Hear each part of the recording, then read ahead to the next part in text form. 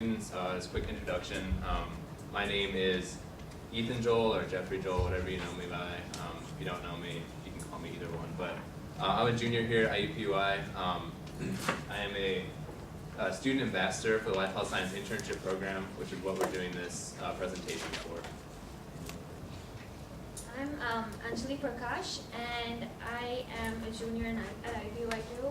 I'm a biology major, and I was an LHSI intern last year and an LHSI intern ambassador this year. We have a third intern ambassador, Sharifa, who could not be with us today because she's at another conference in California. She's at the American Medical Student Conference, so congrats to her.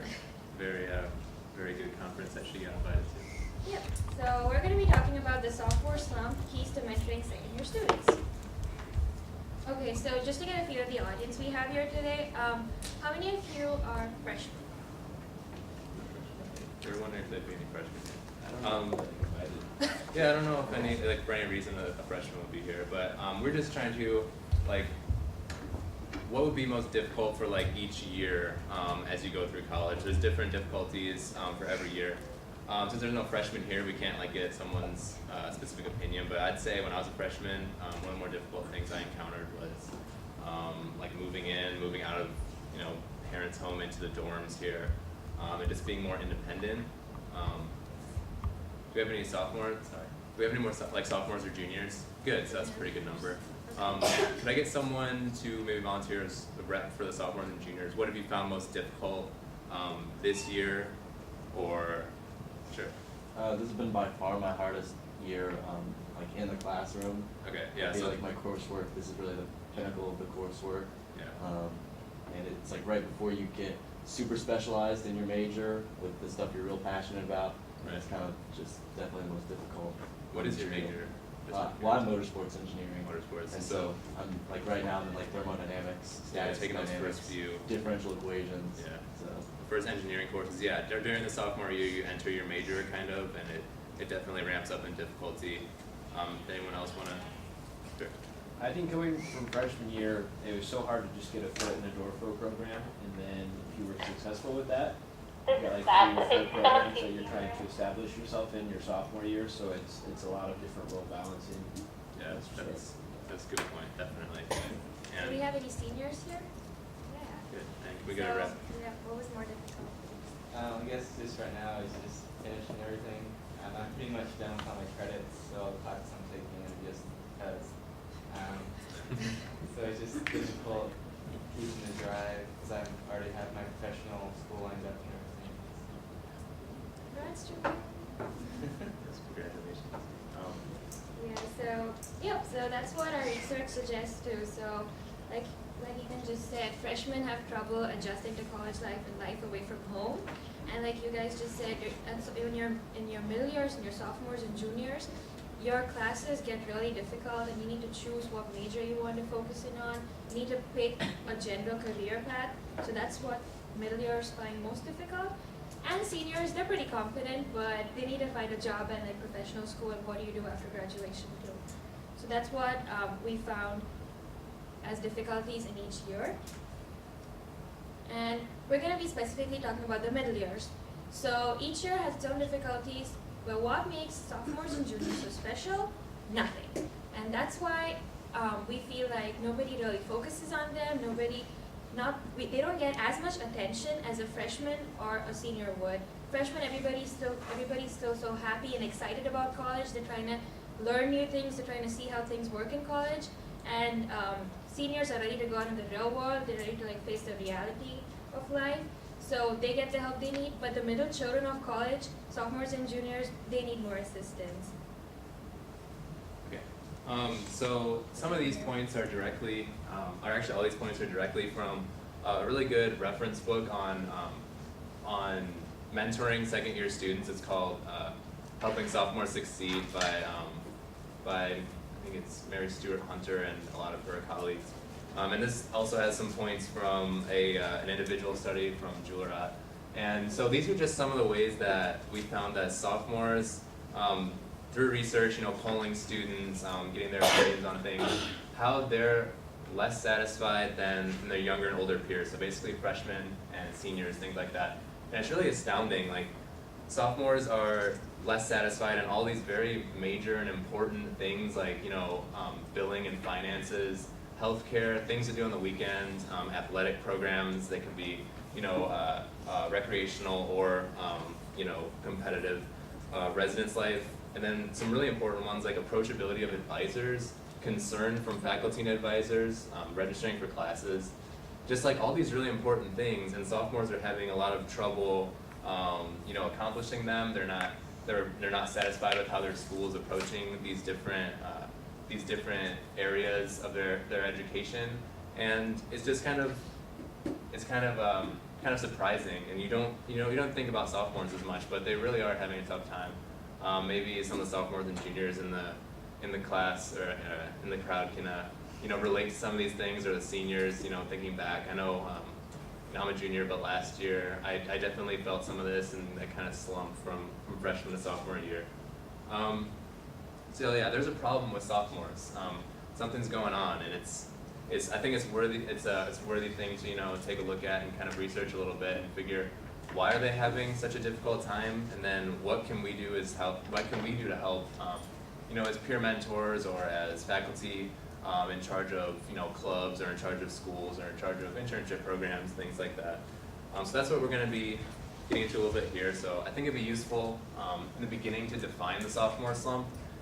It's a phrase that's thrown around a lot in a lot of different areas, musicians or athletes. But in the context of students and college students, we found this quote from a study on sophomore satisfaction, and I think it really sums up well what the sophomore slump is, in relation to college. So, students lacking motivation, they're indecisive about selecting their major, we talked about a little bit.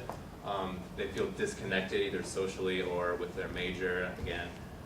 Floundering academically, like you said, classes are definitely getting more difficult, and they could have some trouble keeping their grades up from that freshman year, which might have been a little bit easier academically.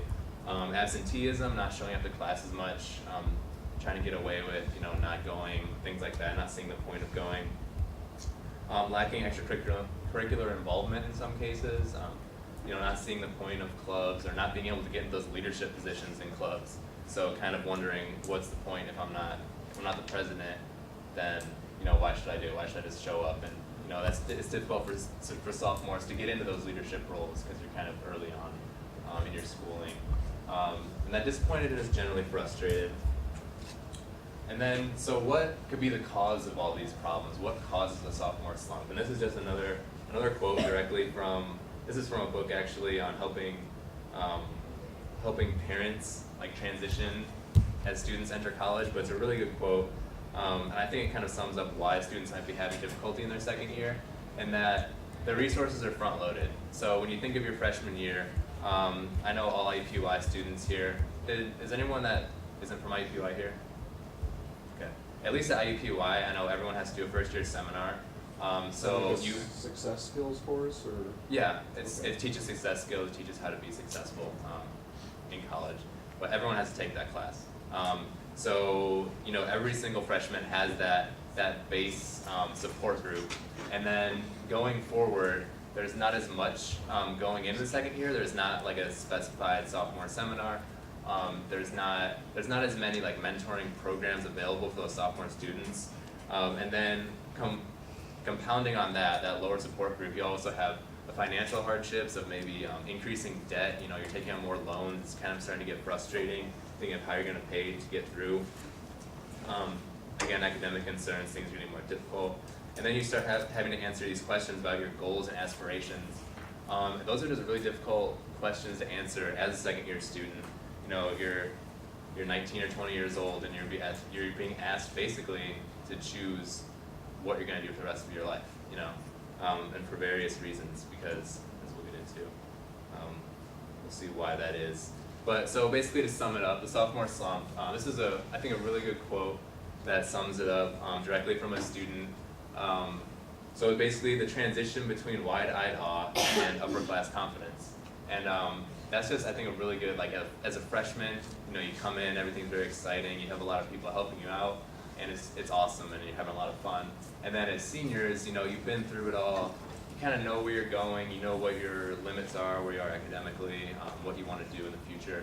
But then there's that middle ground with sophomores, and there's a lot not being covered, or they're expected to make that transition to the confident upper class level, you know, when they might not be ready to do that on their own. So yeah, in summation, feel a sense of frustration or abandonment because how much support decreases from the first to second year. And there's a picture of a student having trouble with frustration.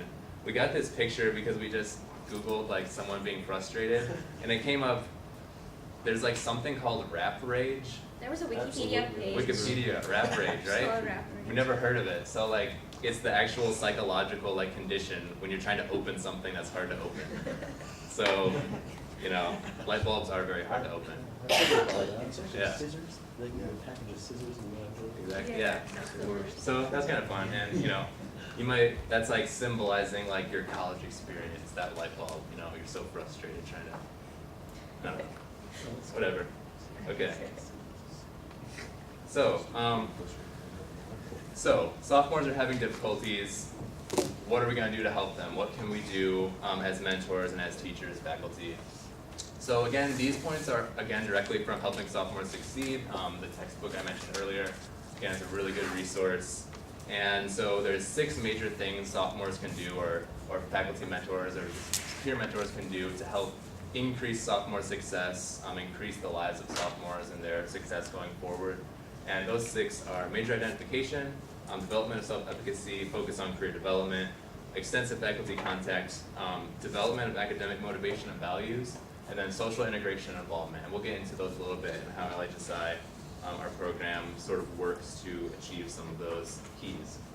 So the first one, just introducing them a little bit.